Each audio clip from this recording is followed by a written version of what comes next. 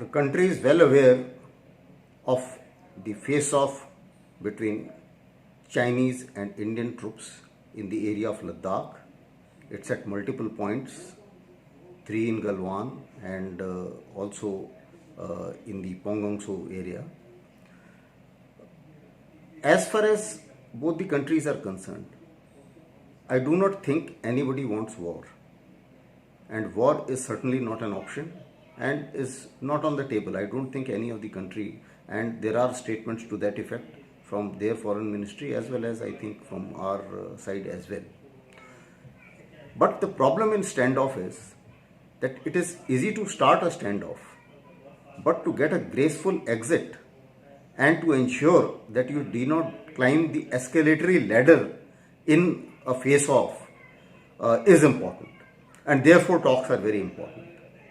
There have been talks, we have the mechanisms at the grassroots level, so there have been talks at the local commanders level, they have not yielded results, and therefore I think the talks are being upgraded to the lieutenant general level, and then I am sure hopefully it should work out, and even if that doesn't work out, then of course the level will be raised and then there will be diplomatic talks and the talks may be at a higher level.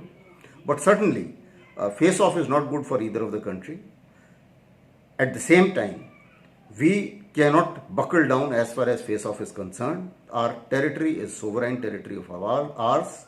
They have completed their infrastructure build-up. We are doing it and we are doing it in our territory, and therefore we will continue to be there and ensure that Chinese do not edge forward at all, and we maintain the sanctity of the area which is as per the perception which is our country and which is our area.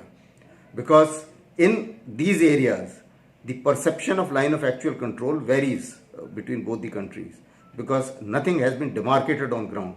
But certainly these are the areas which have always been with us, and therefore we are duty bound to defend it and we are going to defend it.